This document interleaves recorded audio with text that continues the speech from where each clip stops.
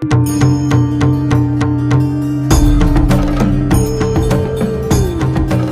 आप भी माँ दुर्गा के भक्त हैं या फिर माँ दुर्गा की भक्ति करने की सोच रहे हैं या फिर आपके अंदर भगवान प्राप्ति की कसक है, तो आपके सामने एक ऐसा भक्त लेकर आए हैं जिसके सामने माँ दुर्गा साक्षात 8 अंग सहित प्रकट हो जाती थी। नारायणी नमोस्तुते ओंकारि महाकाली कालिके परमेश्वरी सर्वानंदकरी देवी नारायणी नमोस्तुते। दुर्गा जी की उपासना करता था। चूँकि मेरे घर में सारे लोग दुर्गा की ही उपासना करते थे, वही उपासना मैं करता था। और दुर्गा जी का उपासना करने से जो मैं आपको बताने जा रहा हूँ कि दुर्गा जी ऐसे साक्षात 8 अंग सहित ऐसे तख्त पे विराजमान हो जाती थी। और हम उनसे यही प्रार्थना करते थे कि कैंसर था, कैंसर ठीक हो जाए। आज जगत जननी है जैसा सुन रखा था, हमारे गुरुओं ने, धर्म गुरुओं ने हमको बता रखा था कि दुर्गा ही सारी जगत की जननी है। तो हमने कहा हमारे तो भाग खुल गए। ये इतना मतलब किसी को नहीं मिला। तपस्या करते हजारों वर्ष तपस्या करने के बाद जो प्राप्त नहीं होता वो मैं इन आंखों से देख पा रहा हूँ। मेरा तो भगवान मिल गया, मेरा मोक्ष हो गया, सारी चीज़, और तो मेरे रोग दूर हो जाएंगे, पत्नी के सारा हो जाएगा।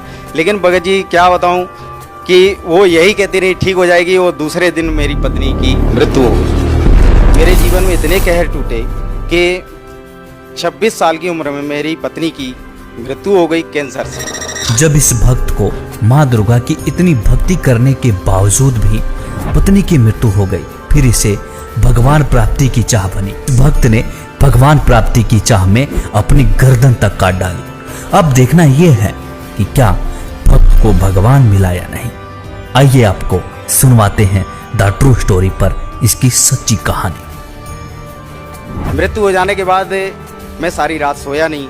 मैं ये सोच रहा था कि इस दुनिया को मैं बताऊंगा, कोई यकीन नहीं करेगा कि ये दुर्गा साक्षात देख रहा था और इसके बाद भी इसके ऐसे हाल हो गए कि पत्नी मर गई, कैंसर से मर गई। मैंने क्या किया, सुन रखा था जैसे धर्मगुरु ने कि भाई मरने के बाद भगवान मिलता है, मरने के बाद भगवान मिलता है। तो मैंने फैसला कर लिया सुबह मैं अपने आप को मार दूंगा और इसके बाद सफ़र करूंगा कि भगवान है कहाँ। जीते जी भगवान तो मैंने देखा, वो मेरे जीवन के कहर नहीं अलग कर सका।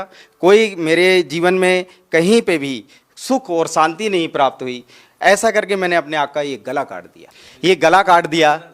गला काटने के बाद जो है मैं 3 दिन जो है मरा हुआ था। दुर्गा जी के ऐसी चेहरा मेरे सामने होता था। मुझे जो है जितने भी काल के जो दूत हैं लेने आते हैं वो ले जा नहीं पाए। मैंने बोला भगवान मरने भी नहीं दे रहा, मिलता भी नहीं है, कहाँ जाऊँ, कैसे पाऊँ। जब ये चीज़ हुई, मेरे प्रश्नों का उत्तर नहीं मिल रहा है, मरने देता नहीं, मिलता है नहीं, भगवान है कहाँ। ऐसा करके जो है मैं प्रश्नों पे प्रश्न मेरे अंदर से उठ रहे थे। फिर हुआ क्या सर जी कि मैं तीसरे दिन जब अपने होश में आया तो मैं बेड पे पाया, हॉस्पिटल में पड़ा हुआ था। मैं बोल रहा हूँ, मेरी आवाज़ नहीं निकल रही है। तो मैं इशारा किया कि मेरी आवाज़ क्यों नहीं सुन रहे, कोई सुनने वाला नहीं, सब देख रहे हैं। एकदम से उन्होंने देखा, अरे इसको होश आ गया, होश आ गया, ठीक है। इसके बाद क्या हुआ, मैंने सोचा कि यार जब इनको सुनाई ही नहीं दे रहा, अच्छा रहा, कौन कितने सवाल पूछते, क्यों तूने गला काट लिया, क्यों ये कर लिया। मैंने बोला अच्छा रहा, चल एक काम तो अच्छा किया मेरे जीवन में, कम से कम बोलने का जो था वो बंद कर दिया। किस किस को जवाब देता मैं। सर, हम जीवन में बहुत कम ऐसे लोगों को देखते हैं जिनकी आस्था, जिनकी भक्ति इतने उच्च स्तर पे हो, इतनी आस्था उनकी हो कि भगवान पाने के लिए वो अपनी मौत को भी गले लगाना बेहतर समझते हैं। आपने भगवान प्राप्ति के लिए, भगवान दर्शन के लिए अपना गला काट दिया। आपकी पत्नी की मृत्यु हो गई, जबकि आप कह रहे हैं कि आपको दुर्गा देवी साक्षात नजर आती है, साक्षात दर्शन देती है। बावजूद इसके आपको आध्यात्मिक लाभ नहीं मिले, शारीरिक लाभ नहीं मिले। सर, आप क्या कारण मानते हैं कि आपको शारीरिक लाभ नहीं मिले, आध्यात्मिक लाभ नहीं मिले, जबकि हम देखते हैं कि आज के समय में बहुत कम ऐसे लोग होंगे जो आपकी तरह आस्था रखते होंगे। बहुत कम लोग ऐसे होंगे जो अपने जीवन को दांव पर लगा सकते हैं भगवान प्राप्त करने के लिए। सर, क्या कहना चाहेंगे, आखिर आपको आध्यात्मिक शारीरिक लाभ क्यों नहीं मिले? सर, इसमें यह है, जो आज तक हमारे धर्मगुरुओं ने जैसा हमें ज्ञान दिया, शास्त्र के विरुद्ध ज्ञान दिया और उसकी जानकारी दी, उसी पद्धति को हमने जीवन में सुना, आचरण में लिया, उसको करते रहे।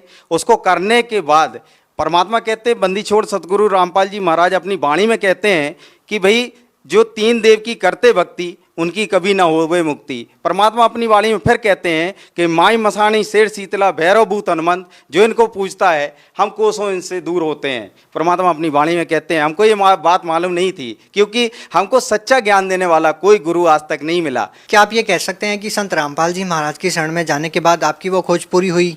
बिल्कुल। मैं ये आपको बहुत बढ़िया बात बताता हूँ। मेरे जब ये प्रश्नों का हल नहीं हुआ कि ये भगवान ये नहीं है तो वो परमात्मा है कौन, कहाँ है, कैसे मिलेगा, मैं इस खोज में जब चला तो मेरे माइंड में एक बात आई कि जो सारे जितने चैनल्स हैं, कहीं ना कहीं कोई तो गुरु होगा जो इस संसार के विषय में, इस भगवान के विषय में जानकारी दे रहा होगा।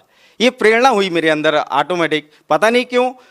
मैंने फिर सारे चैनल, सुबह से बैठता था, दिन के 6-7 बजे जो है मैं बैठ जाता था और 11-12 बजे तक मैं चैनल देखता था, सत्संग सुनता था, देखता था। कोई राम की कथा सुना रहा है, कोई विष्णु जी को बता रहा है, कोई जो है कृष्ण जी को लीला बता रहा है, लेकिन कोई इसके आगे की कोई कथा ही नहीं बता रहा है। जब नहीं बता रहा तो मैं उनको फिर मोल्ड करते जाता था, मतलब उनको चैनल चेंज करते जाता था। नहीं मिलता था, थक जाता था, दोपहर में खाना खाता, फिर सो जाता।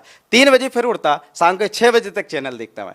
चैनल देखने के बाद वही कोई राम कथा, कोई कृष्ण जी की लीला बता रहा, वो गोवर्धन पर्वत उठाए, इसके आगे कोई ज्ञान ही नहीं, कोई नहीं। कोई हनुमान जी की उपासना बता रहा, आप ऐसा कर लो, ये हनुमान जी ऐसा चमत्कार कर देंगे, हनुमान जी पूर्ण परमात्मा है कलयुग में। मेरे को ज्ञान ही नहीं समझ में आ रहा, कोई हनुमान जी को भगवान बता रहा। फिर हुआ क्या कि मुझे जो है ये प्रश्नों का उत्तर एक दिन जो है बंदी छोड़ सतगुरु रामपाल जी महाराज जी का चैनल देखा। उसमें बंदी छोड़ सतगुरु रामपाल जी महाराज जो है दुर्गा कैसे पैदा हुई, कहाँ से इसकी उत्पत्ति हुई, ये सदग्रंथों में प्रमाण करके सब कुछ बता रहे थे।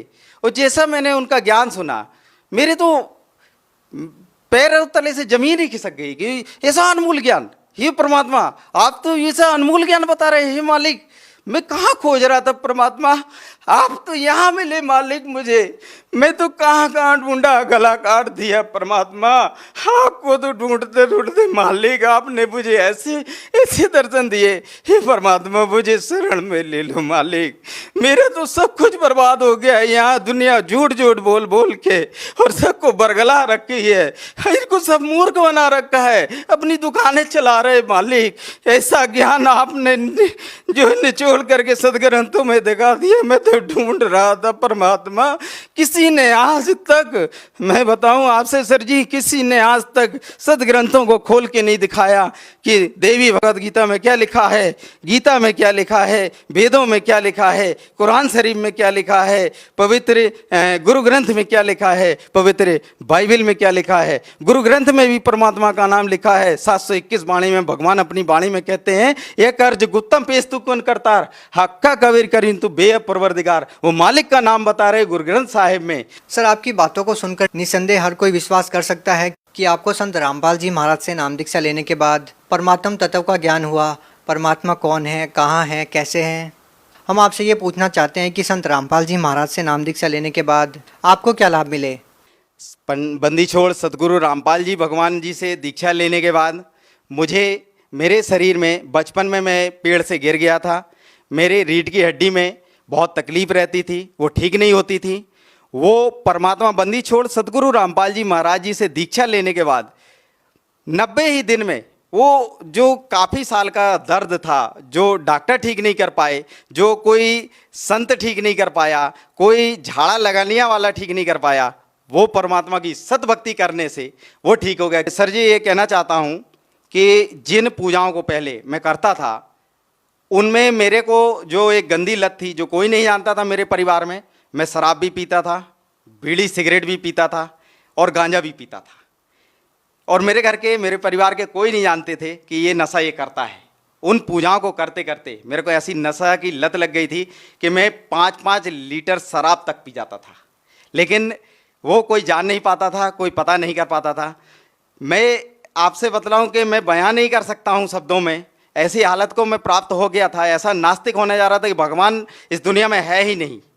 आज जो भगवान पाने की प्रक्रिया जो बता रखी है उससे भगवान मिला, वो लाभ नहीं मिले भगवान वाले, क्योंकि भगवान के लाभ सुन रखा है कि भगवान तो करुणा का सागर है, दया का सागर है। वो कुछ भी मेरे जीवन में नहीं कि ऐसा घटित हुआ। मेरे 26 साल। सर आप इतना नशा करते थे, आप नास्तिकता की कगार पे पहुंच चुके थे, सर आपका नशा कैसे छूटा फिर? बंदी छोड़ सतगुरु रामपाल जी महाराज जी की शरण में जाने के बाद मैं सर जी आपसे बताऊं, मेरा नशा 1 सेकेंड में ही छूट गया। वो जो लत थी, मुझे इच्छा ही नहीं हुई परमात्मा की शरण में जाने के बाद। सर अब आपको कितने वर्ष हो गए हैं कि आपने नशा नहीं किया? मैं जब से 26/1/2014 को मैंने परमात्मा बंदी छोड़ सतगुरु रामपाल जी की शरण में गया, उस तारीख से वो सारे नशे छूट गए एक ही पल में। सर हम आपसे एक और बात पूछना चाहेंगे, कहीं ना कहीं संत रामपाल जी महाराज के जो अनुयायी हैं उनके निशाने पर ज़्यादातर हिंदू देवी देवता ही रहते हैं, क्योंकि वो कहते हैं कि उनको देवी देवताओं के पूजने से कोई लाभ नहीं मिला। हम आपसे ये प्रश्न पूछना चाहेंगे कि कहीं संत रामपाल जी महाराज हिंदू धर्म के खिलाफ कोई साजिश तो नहीं रच रहे? आखिर संत रामपाल जी महाराज किस धर्म को श्रेष्ठ मानते हैं? ये गलत है। बंदी छोड़ सतगुरु रामपाल जी महाराज जी ने किसी भी प्रकार से किसी भी धर्म के प्रति कोई साजिश नहीं रच रखी है। परमात्मा बंदी छोड़ सतगुरु रामपाल जी महाराज जी ने, क्योंकि उनका एक स्लोगन ही है एक कि जीव हमारी जाति है, मानव धर्म हमारा, हिंदू मुस्लिम सिख ईसाई धर्म नहीं कोई न्यारा। सर यहाँ पे हम एक और बात पूछना चाहेंगे कि क्या सारे ही गलत साधनाएं केवल हिंदू धर्म में हैं? मुस्लिम धर्म के बारे में आप कुछ नहीं कहते हैं? आज बहुत सारे धर्मगुरु हैं। मुस्लिम धर्मगुरु में मैंने एक नाम सुन रखा था जाकिर नाइक का। उन्होंने बहुत खुला चैलेंज किया था कि आज इस संसार में कोई भी गुरु हों दो, कोई भी महात्मा हों दो, कोई भी शंकराचार्य हों दो, मैं उससे डिबेट करना चाहता हूं, मैं डिबेट करने के लिए इच्छुक हूं। बंदी छोड़ सतगुरु रामपाल जी महाराज जी ने बहुत उनको इनविटेशन दिया कि आप हमारे से ज्ञान चर्चा करें, उसका सारा खर्चा भी हम देंगे। अगर आप वहन नहीं कर सकते, वो साधना चैनल के माध्यम से आप अपना चर्चा करने के लिए आ सकते हैं। आपका स्वागत है। बंदी छोड़ सतगुरु रामपाल जी महाराज जी का ज्ञान ऐसा है कि इस दुनिया में उसका कोई सानी नहीं है। सर अंतिम प्रश्न आपसे पूछना चाहेंगे कि एक ऐसा धर्मगुरु, एक ऐसा संत जो आपको आध्यात्मिक ज्ञान देते हैं, जो आपको शारीरिक लाभ देते हैं, आपको मानसिक लाभ देते हैं, वो संत आज जेल में है। सर क्या कहना चाहेंगे इस बारे में? सर ये बहुत शर्म की बात है। आज ऐसे संत जो संसार में नशा, दहेज प्रथा, ऐसी कुरीतियाँ जो सारे समाज को एक अज्ञानता में बांधे हुए हैं, ऐसे संत को जिसने आज सारे संसार में नशा मुक्त, बिना किसी दवाइयों के, बिना किसी ट्रीटमेंट के, उनके जितने भी शिष्य आप देख लीजिएगा, कोई नशा नहीं करता मिलेगा, कोई दहेज लेते नहीं मिलता है। आज सत भक्ति करते हैं सारे, किसी भी प्रकार से कोई भी किसी भी प्रकार का नशा में सहयोग तक नहीं करते हैं। ऐसे संत को आज जेल में डाल रखा है, ये बहुत शर्मनाक बात है। और आज संसार में ऐसी बात कोई नहीं बोलना चाह रहा सत्य की, जो जगत गुरु तत्वदर्शी संत रामपाल जी महाराज जी ने बताया, उनके ज्ञान को आज समझने तैयार नहीं है। खासकर ये भारत सरकार से कहना चाहता हूँ कि शर्म करना चाहिए। ऐसे उद्धारक संत जो समाज को एक जो है सत भक्ति करा के और उद्धार कराना चाह रहा है, ऐसे समाज का निर्माण, ऐसे स्वच्छ समाज का निर्माण कि आज भाईचारा, अमन, चैन, सुख, शांति सब कुछ आ रहा है। जितने भी जगत गुरु तत्वदर्शी संत रामपाल जी महाराज जी के शिष्य हैं, आज आप उनसे मिलकर देख लीजिए, कोई नशे में सहयोग नहीं करते, किसी प्रकार की कोई कुरीतियों को नहीं मानते। आज ऐसे संत को जेल में डाल रखा है, कोई सुनने वाला नहीं है।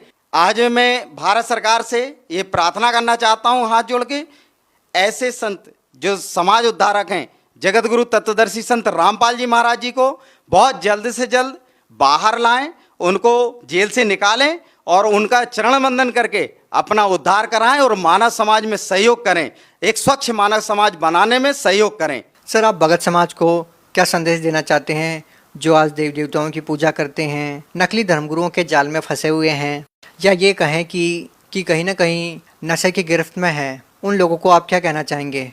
सर भगत समाज को मैं प्रार्थना करता हूँ, हाथ जोड़ के दोनों हाथ से प्रार्थना करता हूँ, जिस भगवान को ये सारी दुनिया ढूंढ रही है, वो परमात्मा, पूर्ण ब्रह्म परमात्मा संत रामपाल जी महाराज जी के चोले में आज इस धराधाम पे बैठा हुआ है। सभी भक्त समाज और जबलपुर एमपी से, जैसा मैंने बताया, मैं ग्राम सुंदरपुर से हूँ, उससे ग्राम सुंदरपुर से लगे हुए 10 गांव हैं, उन सभी भोली पुण्य आत्माओं से मैं प्रार्थना करना चाहता हूँ, एक बार संत रामपाल जी महाराज जी के मंगल प्रवचनों को सुने, उस ज्ञान को सुने और संत रामपाल जी महाराज जी से बहुत जल्द से जल्द दीक्षा लेकर के अपने जीवन का कल्याण कराएं और मोक्ष प्राप्त करें। जी धन्यवाद।